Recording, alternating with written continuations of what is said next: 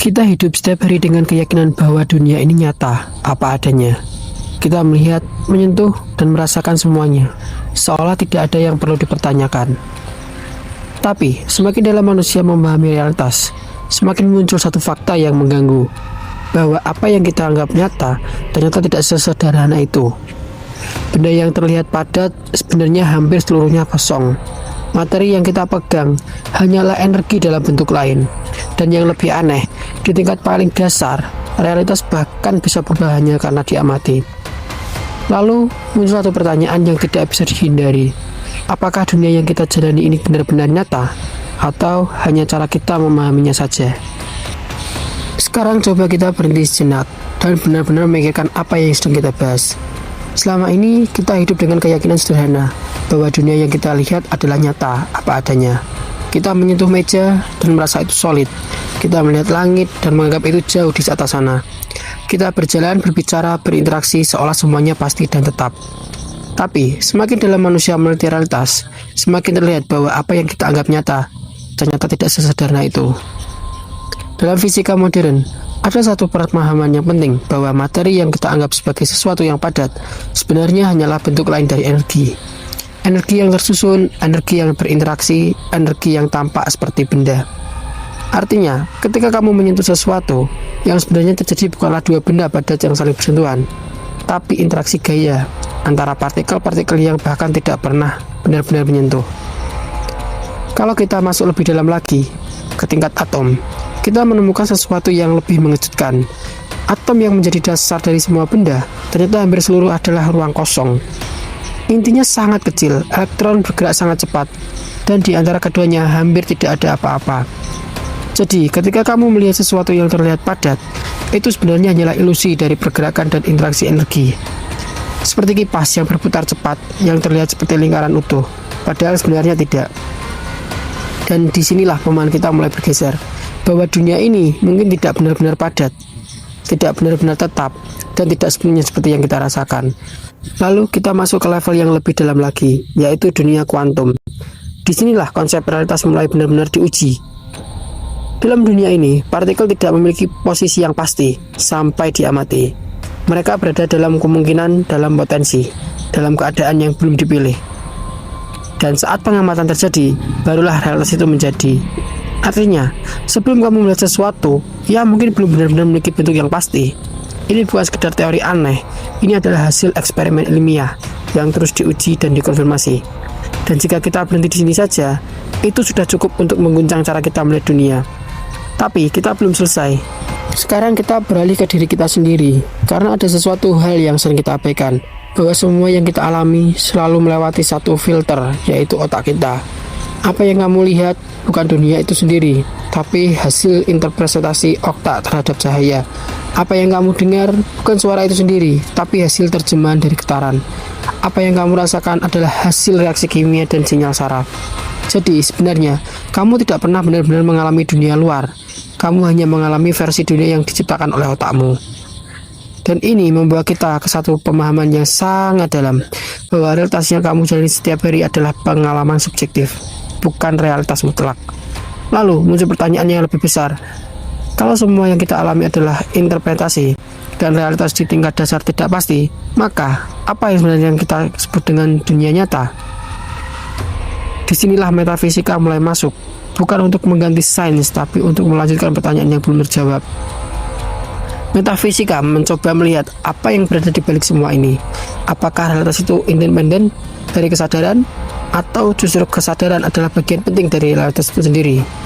Dan menariknya, dalam banyak pemikiran spiritual, termasuk dalam ajaran Islam, sudah lama disebutkan bahwa tidak ada semua yang terlihat adalah hakikat, bahwa ada dimensi yang tidak bisa dijangkau oleh indera, bahwa dunia ini bukan satu-satunya lapisan realitas. Jika kita hubungkan semua ini, kita mulai melihat pola yang sama, meskipun berasal dari pendekatan yang berbeda. Fisika mengatakan materi adalah energi, kuantum mengatakan realitas belum pasti sebelum diamati, kimia mengatakan dunia ini hampir kosong, otak mengatakan semua adalah interpretasi, dan spiritualitas mengatakan ada yang tidak terlihat tapi nyata. Semua ini mengarah kepada satu titik yang sama, bahwa realitas jauh lebih dalam dari yang kita kira. Dan mungkin, ya selama ini kita anggap sebagai dunia nyata, hanyalah permukaan dasar dari sesuatu yang lebih kompleks. Ini bukan berarti dunia ini palsu, bukan berarti semua ini ilusi tanpa arti, tapi lebih kepada bahwa cara kita memahami dunia masih sangat terbatas. Kita melihat sebagian kecil dan menganggap itu keseluruhan, padahal bisa jadi yang paling menentukan dalam hidup ini justru bukan apa yang terlihat dari luar, tapi apa yang terjaga di dalam pikiran, kesadaran, persepsi, makna. Karena pada akhirnya dua orang bisa hidup di dunia yang sama, tapi mengalami realitas yang sangat berbeda. Dan itu membuktikan satu hal, bahwa realitas bukan hanya tentang dunia itu sendiri, tapi tentang bagaimana kamu mengalaminya. Dan mungkin pertanyaan, apakah realitas itu nyata? Bukan untuk dijawab secara sederhana, tapi untuk membuka kesadaran bahwa masih ada banyak hal yang belum kita pahami sebelumnya. Dan dari situlah pemahaman yang lebih dalam dimulai. Tapi ada cara lain untuk melihat semua ini, yang mungkin lebih mendasar dari sekedar energi, atom, atau partikel. Bagaimana jika realitas bukanlah benda, bukan pula sekedar energi, melainkan informasi? Dalam perkembangan ilmu modern, mulai muncul satu gagasan menarik, bahwa apa yang kita sebut sebagai realitas, pada dasarnya adalah susunan informasi yang sangat kompleks. Bukan hanya materi yang tersusun, tapi data, pola, dan hubungan. Coba bayangkan ini. DNA dalam tubuhmu hanyalah kumpulan kode. 4 huruf sederhana yang tersusun menjadi informasi, yang kemudian membentuk seluruh tubuhmu. Artinya, yang membentuk dirimu bukan hanya materi, tapi informasi yang mengatur materi itu sendiri. Hal yang sama bisa kita lihat di teknologi. Sebuah gambar di layar terlihat nyata, penuh warna dan detail, padahal di balik itu semua hanyalah kumpulan kode digital. Jadi pertanyaannya, apakah mungkin realitas kita juga belajar dengan yang sama?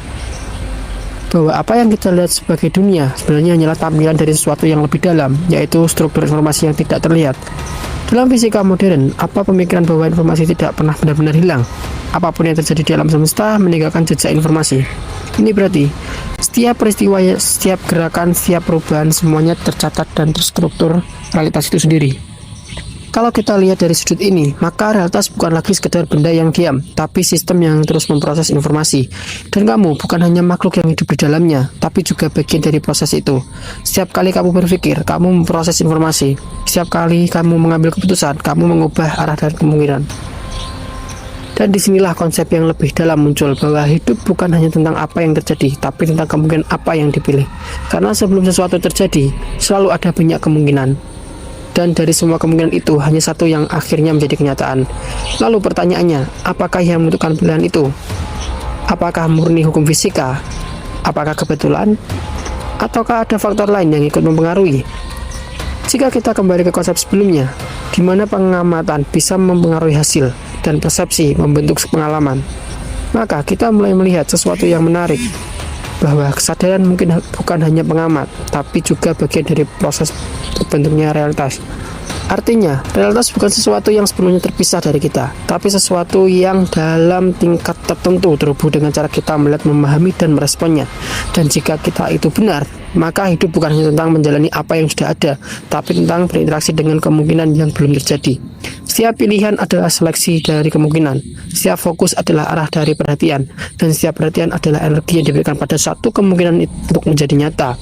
Maka, saat tidak langsung, cara kamu berpikir, cara kamu melihat dunia, cara kamu memaknai sesuatu, itu semua bukan bentuk hanya reaksi terhadap realitas, tapi juga bagian dari proses yang membentuk realitas itu sendiri. Itu bukan berarti kamu mengendalikan segalanya, tapi menunjukkan bahwa kamu tidak sepenuhnya terpisah dari apa yang terjadi. Kamu adalah bagian dari sistem, bagian dari pola, bagian dari proses yang terus berlangsung. Dan mungkin semakin kamu menyadari itu, semakin kamu melihat bahwa hidup ini bukan sekedar kejadian acak, tapi sebuah jaringan kemungkinan yang terus bergerak dan terus memilih bentuknya.